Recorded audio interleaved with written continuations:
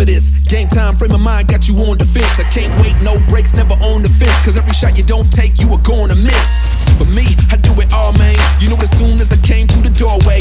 Bet on me, a sure bet, I'm the sure thing. Cause when it comes to myself, I don't shortchange. Annihilate, yeah, you know we come with it. If you want what we got, then come get it. You could run with that, don't hold us back. It's quite simple, we ain't having none of that. You won't find you a better team, fulfilling all the dreams that you ever dreamed.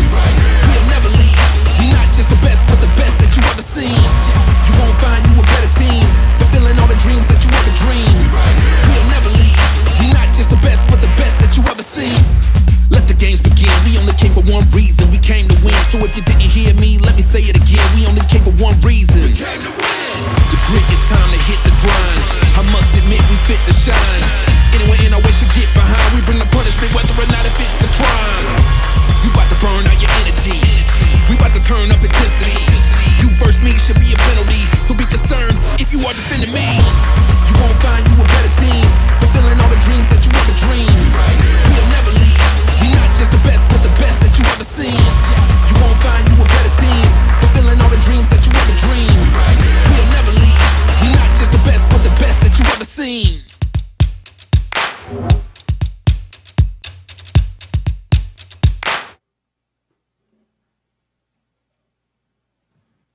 And we're going to welcome Commissioner George Kliavkoff to the stage for his opening remarks.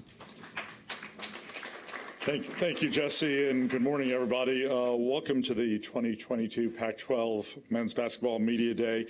I'd like to first thank our student athletes and our coaches for being with us today. I'd also like to thank our media partners and our sponsors, and of course, everybody in the press who does such an excellent job of telling the stories of our Pac-12 student athletes and coaches and programs. I hope this day gives you an opportunity to learn more about our student athletes and to tell our fans across the country and around the world about these incredible young men. In a few minutes, Jamie Zaninovich, our Deputy Commissioner and Head of Men's Basketball, will talk more specifically about this season and the future of Pac-12 men's basketball. As a conference, I think everybody knows our goals remain the same. Our goals are to optimize for national championships and for NCAA tournament bids. I've had the opportunity over the past 15 months to get to know many of our men's basketball players. I can tell you that these are talented athletes, dedicated leaders, and most importantly, incredible people. We're so proud to have them play in the Pac-12. I've also gotten to know our men's basketball coaches, and they play such an essential role in mentoring and providing leadership, and we seek to fulfill together our collective mission, not just of growing great athletes, but growing future leaders. And just the leadership that our coaches give to these young men, both on the court and off the court, is part of what makes the Pac-12 so special. Yesterday, I touched on several of the major issues that are facing college athletics and the Pac-12 specifically, and I'd be happy when we get to the Q&A to talk about those issues. But we're going to focus first on Pac-12 men's basketball. Before I hand it over, I want to just once again thank our coaches and our student athletes and all of you in the press for being here today. I'll ask Jamie to come up and talk a little bit about men's basketball, and then we'll regroup for some Q&A. So Jamie Zaninovich. Good morning, everybody. I have never been so happy to see so many familiar faces involved with Pac-12 men's basketball. It's going to be a great season, and I'd like to second George's thank yous to everyone here, media, student athletes, coaches, partners. You are all so important to what we do, to helping tell the story of our great student athletes and coaches, so thank you. It's always an honor for us to have the student athletes here, of course, and we're also proud that the work we do here hopefully provides them a platform to tell their stories. For those of you, I don't know if it's posted yet, but those of you that haven't seen Kerr Crease's recent interview of Bill Walton that happened in the hallway about 30 minutes ago, I encourage you to get that from Arizona's social media. Otherwise, it was, I'm not sure who was interviewing who, Bill, but it was certainly compelling. So hopefully we can get some more good stories like that out of today's session.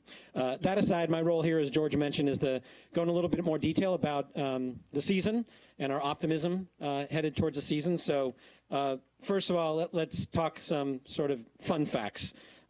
We are very optimistic about this season. We're coming off a season in the Pac-12 where we had a record 6 teams with 20 wins. That's the 6th time in the last 10 years that's occurred. So very, very optimistic going into this year. We also obviously had 3 teams making the NCAA tournament. We aspire for more than that, but we had very highly seeded teams last year.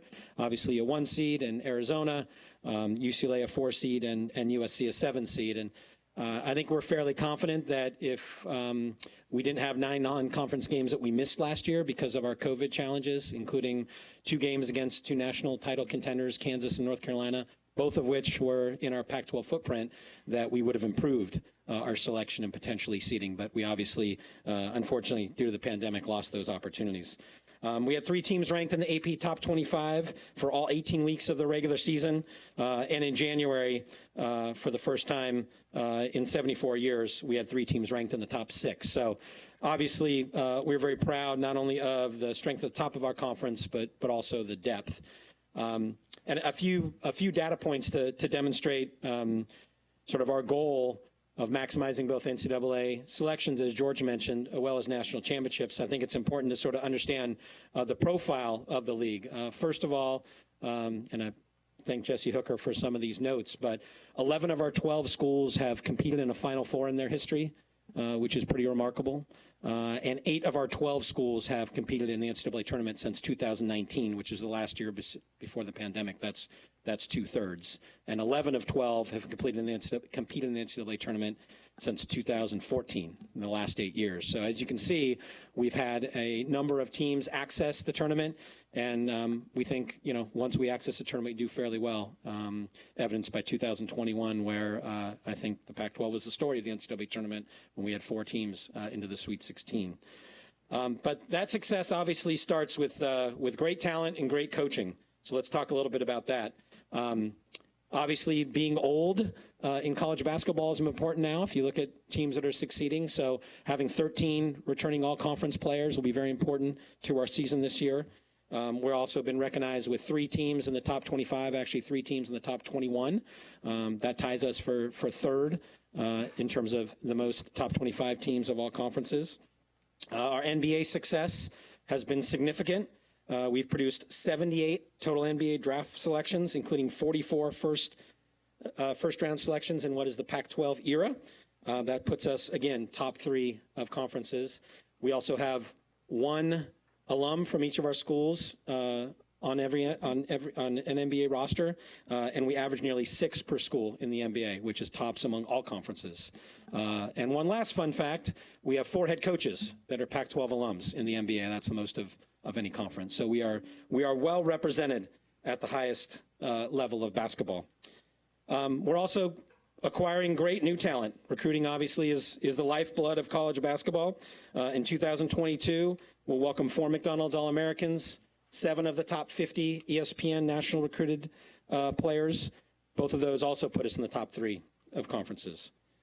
Lastly, we are a global conference, and our student athletes are performing internationally. This summer alone, we had 27 current and former Pac-12 student athletes representing 19 countries across Africa, Asia, Europe, and the Americas, all compete in FIBA competition, including the World Cup qualifiers, the Eurobasket 22, America Cup, the U20 European Championship, and the U18 FIBA America's Cup, which the USA team there was coached by Coach Tad Boyle at Colorado, and came back with a gold medal, which I know Tad will be very annoyed if you talk to him about, because he doesn't like talking about himself, but ask him anyway. And obviously our coaching talent we're very proud of, not only Tad, but our whole roster. Some great sort of data points here. Our head coaches have combined for nearly 3,200 victories and 20 wins per season, with 57 NCAA tournament appearances and 160 years of Division I head coaching experience. So we have great leadership on our sidelines and leadership of our young student athletes. Ironically, our newest head coach, Coach Tommy Lloyd at Arizona, set the Pac-12 record and was 1 win shy of the NCAA all-time mark as a first-year coach of 33 wins last year, and obviously became our league's first AP National Coach of the Year since 2017. In fact, all of our current Pac-12 coaches have guided their programs to the postseason play, 11 of those to NCAA tournament berths, 4 Elite Eights, and 2 Final Fours. So as you can tell, we feel really good about our student athletes, student athlete pipeline, coaches, And those same coaches and our athletic directors and administrators also have worked alongside the conference in the past couple of years. I think as some of you are familiar with, on some very important strategic initiatives. I want to highlight some of those now. George mentioned this earlier on the ESPN show, but we transitioned to our 20-game league schedule in 2021. We feel that's been very successful. It's allowed us to really bring some of our conference games earlier in the season into that generally 1 week in early December. I think it's given us much more relevance, better games, and we've gotten great pickup from our media partners, ESPN, Fox, and ESPN on those games as well. We launched the Pac-12 Coast to Coast Challenge. Last year, we were able to pull it off in the middle of COVID in Las Vegas. This year, we'll really create a first-of-its-kind quadruple header, 2 men's and 2 women's games in American Airlines Arena in Dallas on December 18th. All 4 games will be broadcast on ESPN networks, and all 4 games will actually be against Big 12 opponents. So that is a Pac-12 branded event.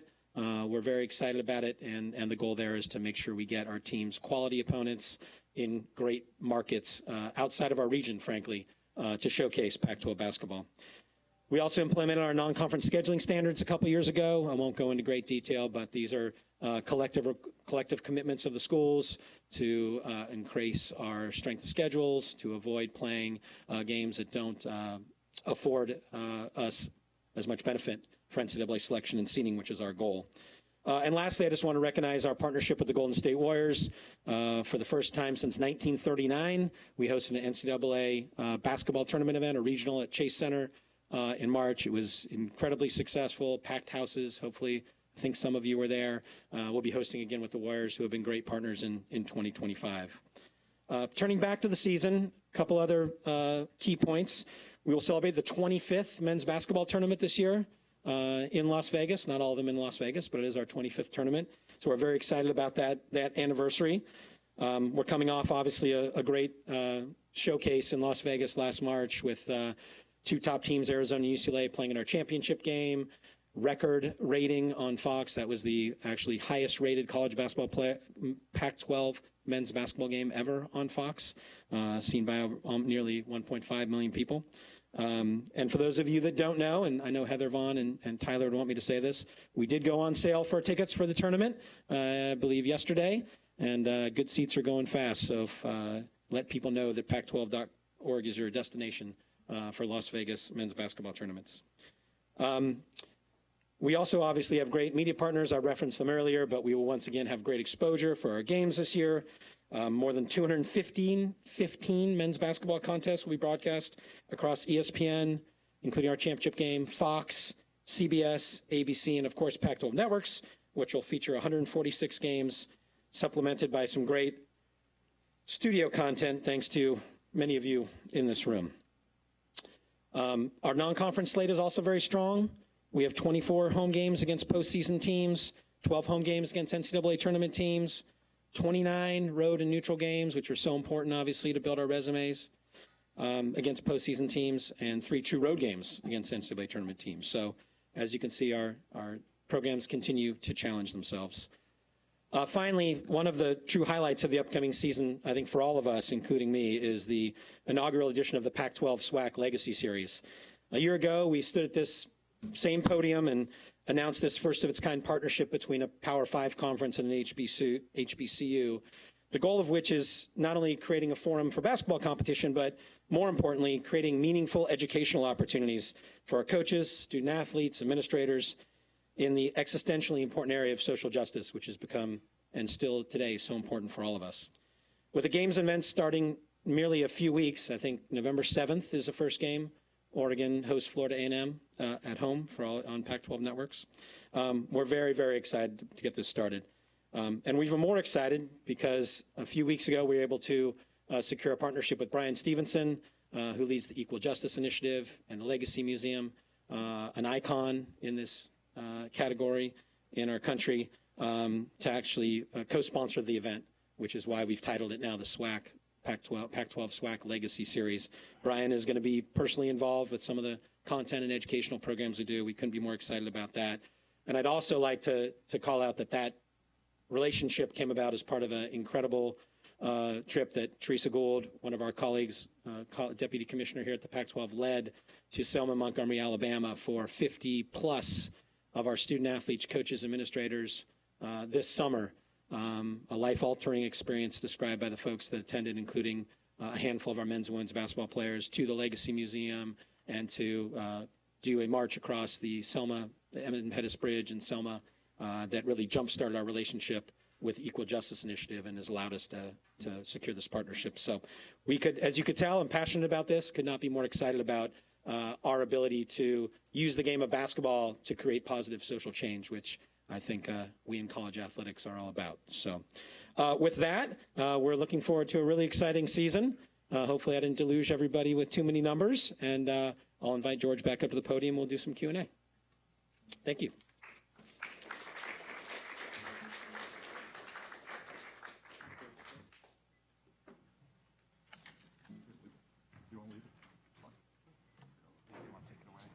We're going to go ahead and strike the podium, and then we'll start our Q&A session.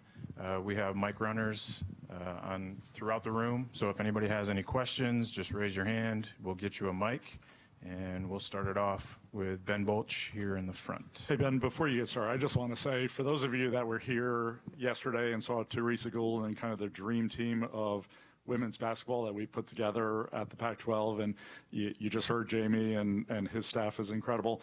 Pac-12 basketball is in really good hands, both on the men's side and the women's side. I get to work with some amazing colleagues who are driving our conference forward in basketball on both sides. So thank you. Ben Bolch. Ben Bolch, Los Angeles Times. I apologize for starting with the non-basketball question, but for George, you wrote in your recent letter to the UC Regents that UCLA's move to the Big Ten would be a financial loser. Do you have the numbers to back that up? Yeah, some of them are actually in the letter. That letter was written at the request of the Regents. We wrote it.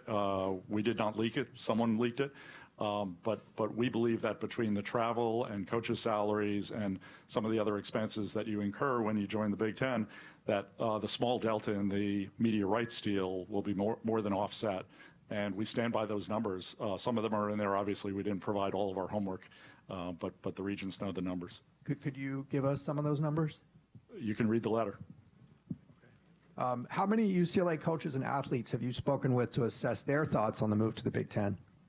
I think saying hundreds would be an exaggeration. Dozens, more than 100. And I have yet to talk to anyone in the UCLA and USC community who's in favor of the move. I will say that I probably hear from folks who are not in favor, right? Not surprisingly. And then lastly, even if the letter was successful and UCLA's move was blocked, how would you expect to move forward in a cooperative manner with UCLA, given that you had just thwarted its wishes?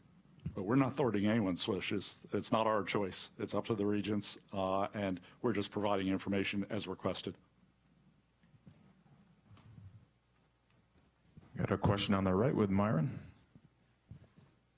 Myron Metcalf, ESPN. George, how do you respond to people who ask, how does this league get stronger losing to members like UCLA and USC? Yeah, I think it's a couple of things. I think first, we're going to do a media rights deal here in the near future, which will close the gap between us and the Big Ten and the SEC. That's the first step. Eventually, we'll catch those guys. It'll take a couple of steps, but we're going to take a step towards closing that gap. And then we're going to be looking at expansion. We're going to be looking at schools that make sense for us. Myron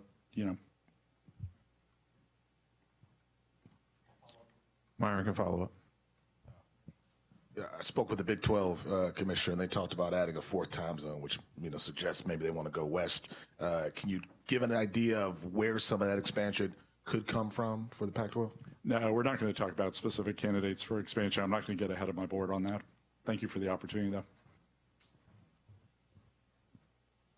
We'll go to Kevin Dan in the front.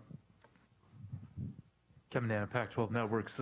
Jamie, I was wondering if you could kind of expound a little more on the Legacy Series and the importance of it in your eyes, and what do you hope is accomplished through these games? Yeah, well, it's really a testament to our athletic directors and coaches. The story of the Legacy Series was post the George Floyd tragedy. We sat as a membership and really discussed what could we do that's meaningful.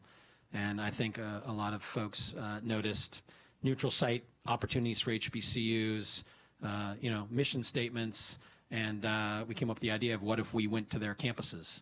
For those of you that are familiar with HBCUs and men's basketball, and I have a little bit of experience from my men's basketball committee days, is they rarely have home games.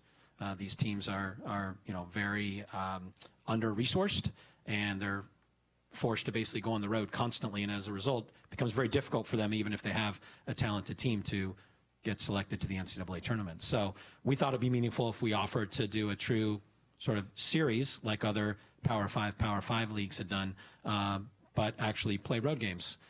And again, it's about much more than the men's basketball competition. I think the vision of our athletic directors and our coaches is also to sort of educate both ways, to open the eyes of our players to the importance of HBCUs in this country, both historically and in the future, and the other way around. So we're working on, with the Equal Justice Initiative and Brian Stevenson's Legacy Museum team, we're working on a whole toolkit of educational initiatives. I know Colorado, Arizona, others that are in the first cycle of these games already have really pretty incredible plans in the educational space, so I'd encourage you to ask their coaches about that. And that's really going to be the most meaningful part of it, is for these kids as part of their education to open their eyes to a whole different experience that they wouldn't have had, and as part of developing themselves in the future as leaders, to carry that forth and have that knowledge as part of their experience as a college student athlete. We got one in the back right, Eldridge. Eldridge Chasm, Pac-12 Network. Jamie and George, I just want to commend you guys, man. I've been talking to Jamie a lot. I'm a kid that grew up in Louisiana. Almost everybody that I grew up with went to a SWAC school, either Southern or Grambling. So I'm really excited about the partnership. Just the fact that most of those people are fans of the Arizonas or UCLA's, but they only get a chance to watch them on TV. So to have a chance for Arizona to go down to Southern University or Colorado to go down to Grambling University is going to be really huge. And Jamie, I wanted to ask you, when we talk about the racism and the social justice part, have we finalized anything that's going to take place with that? I mean, I know the basketball game is going to be great, but I think the flip side, that part of it, education, especially for our Pac-12 student athletes, is going to be really, really important. Yeah, so I don't have all the details because I haven't memorized a toolkit, but we have a full toolkit basically for each of the schools that the Legacy Museum and EJI are helping us with, of sort of different opportunities for them. I know, for example, Colorado is going to one of the museums in the Grambling area. They're meeting with the president of the university, as I understand it, the night before the game. Tad Boyle would have more of those details, but each of the schools is committed to doing that, both on the home and away side, to make sure that it's more than just a basketball game. Part of our athletic director's goals with our coaches was to use this to create meaningful connections too, to make sure that we can create relationships with those schools that have not existed before, because we haven't sort of gone in depth on the competitions as we will with this. Yeah, I just want to commend you guys again, man. I think it's fantastic.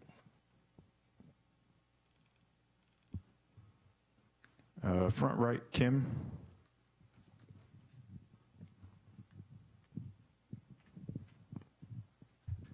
Kim Reynolds from dogman.com. George, earlier this year, you weren't real happy with what was going on with NIL and the way it was being used as an inducement to recruiting, and you said you were going to do some work on that. Anything you can update us on that at all? Yeah, I'm still not happy with it being used for inducement or paying kids to go to a particular school. I think the solution is federal legislation. So we have a single set of rules that are equally enforced across the entire country, as opposed to a patchwork of some state laws and lots of states with no laws.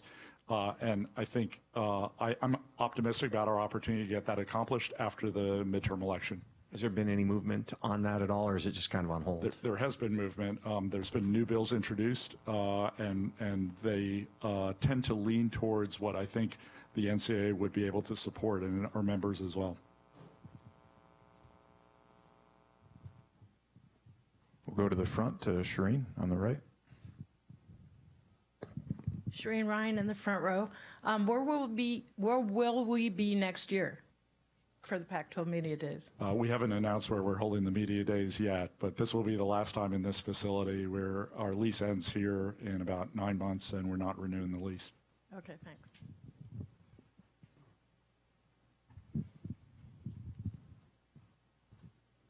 Any further questions? We'll go to Bruce Pascoe in the front left. Well, I guess to either of you, I thought last year we didn't even have to ask this question, but it turned out we probably needed to. But what if COVID flares up again? Are there any differences in the protocols if this happens again next season? Yeah, we obviously still have our Pac-12 Medical Advisory Group active with Maggie Carlisle, our Pac-12 liaison, leading that group and meeting with them regularly. We will go back to our pre-COVID rules on scheduling, rescheduling, and everything. And if we have to adjust, knock on wood, hopefully we don't. If we have to adjust, we will, like we did last year. But we're very hopeful and confident that we won't have to, and we can go back to sort of what this looked like in 2019. We'll go to Ben in the front left. Martin Jarman was replaced as the Pac-12 representative on the NCAA Tournament Selection Committee. I think you might realize how that looks in the wake of the move to the Big Ten. Can you talk about why that move was made? Yeah, it's actually a standard structure. So we have a number of ADs. I was on the men's basketball committee as well. Andy Katz is here.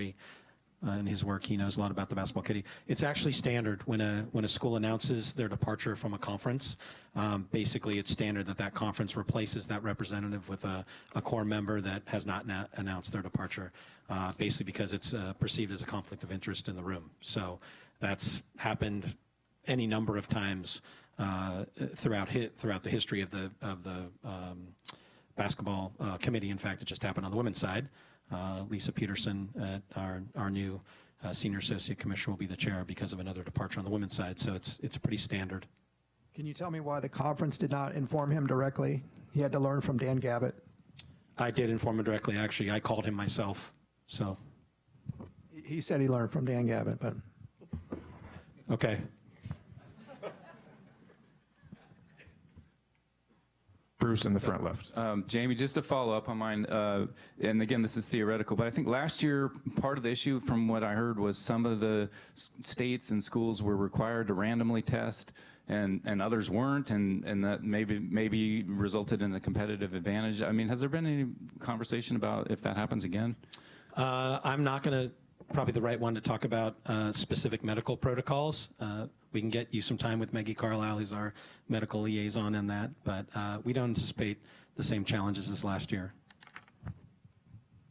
Bruce, go ahead. I could ask a final one on a different note. You're talking about the 20 games and in December. Obviously, this could change, but if you had only 10 schools in 2024-25, would you move it back to a traditional round robin starting New Year's, or could you kick a couple of those games back in December, or what might happen? Yeah, we're trying to avoid a lot of scenario planning right now until we have more certainty of what our membership will be post-24. We have a couple of years to figure that out. We talked with our coaches in May about putting together an ad hoc scheduling committee, something we did 3 or 4 years ago that came up with the 20-game schedule, to look at a number of things, look at our non-conference scheduling standards, look at our conference schedule, look at the events that we want to support. We're going to activate that again, but we're going to give it a little time because, as George mentioned, if we do have membership changes, it doesn't make sense to make plans now for something that is a hypothetical in the future. We have time to make those adjustments. We'll go back to Meyer Metcalf on the right. George, what does a potential new member of the Pac-12 have to have for you to be interested? Yeah, we have a series of criteria related to market size, athletic performance, academic criteria, cultural fit, all of those. We have the opportunity to look at different scenarios where those are weighted differently, and the board will direct us about how to weight the potential opportunities. I will tell you, I continue to be surprised by all of the schools that are reaching out to us and want to be part of that consideration set. I'm very enthusiastic about the opportunities that are in front of us, and we'll let the board guide us in those decisions. We'll go to Rocco Miller on the right.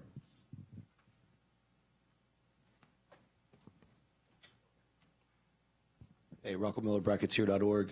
Two-part question, probably for Jamie, maybe for either of you. When it comes to optimizing bids for the league, something I look at very closely, has there been advanced discussions? I know there's only 5 other leagues that are at the power level to do a full-on challenge with not just the coast-to-coast is a nice a couple of opportunities there. And is there advanced discussions to get in maybe with the Big East, who only has one right now, or a league like that, maybe the ACC? And second part is there also conversation to do that in late January? So that way, if you're a team like Oregon or Washington State last year, where they took a couple bumps early on, they have another non-conference primetime game later in the season. Any thoughts on that? Yeah, so we've had a lot of discussion about all those things as part of the strategic planning process, and have reached out to a lot of those conferences. As you know, a lot of them are already locked up in their challenges. I do think there could be some movement with that, specifically, if you look at the ACC Big Ten Challenge, for example, the fact that the TV partners have shifted there. We're not sure what's going to shake out with that. Big East, there could be some movement there as well. So we'll continue to have those conversations. We're far. So, when you talk about full challenges, sometimes it's hard to get these conferences to commit. So that's one reason why the Coast to Coast Challenge was something we came up with, to do it neutral site, to go to sort of outside markets and to get a few of our teams at least those opportunities. And we're active on these other, even if they're not branded, we're active with these other MT promoters and partners, specifically for events in the West. That's a priority of ours. We'd like to see them sort of operate more in the West, so we can have more of those events in our region instead of our schools always having to go out of region for those important neutral site games. We're going to go to John on the left. George, at the Pac-12 Football Media Day, a lot of the conversation was about the transfer portal and USC getting so many guys in and loading up UCLA. I don't necessarily have seen that on the men's basketball side. Why do you think we haven't seen the transfer portal explode and free agency come to basketball in that way? I think it has to do with playing minutes, candidly, and the fact that in basketball you can distribute those minutes more easily than you can in plays in football.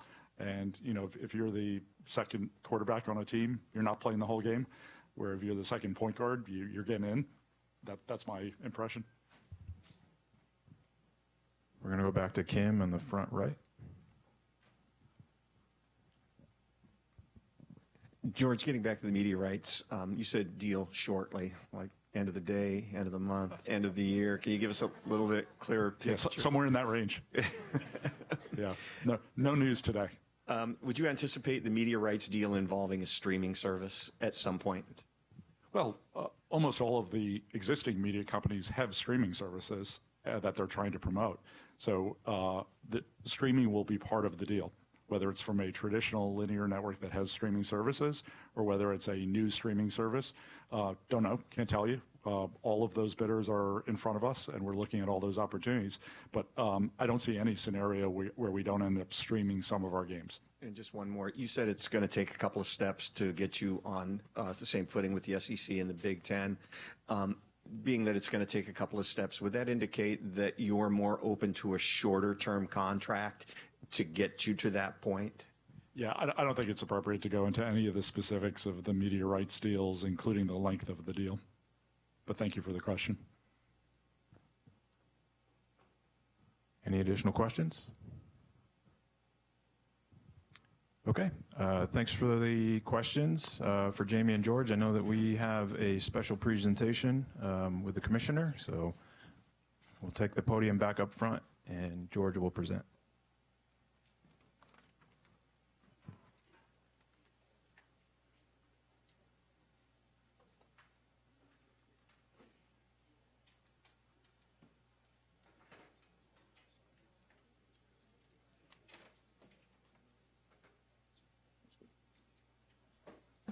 So as Jesse mentioned, we have a special presentation.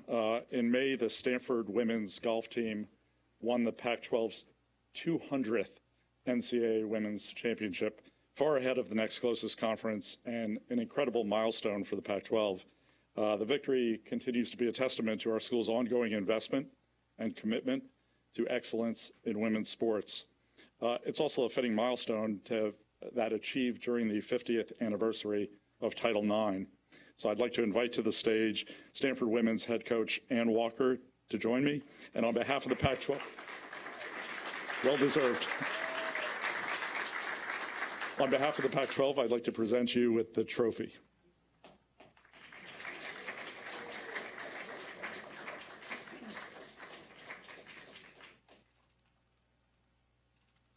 Thank you all.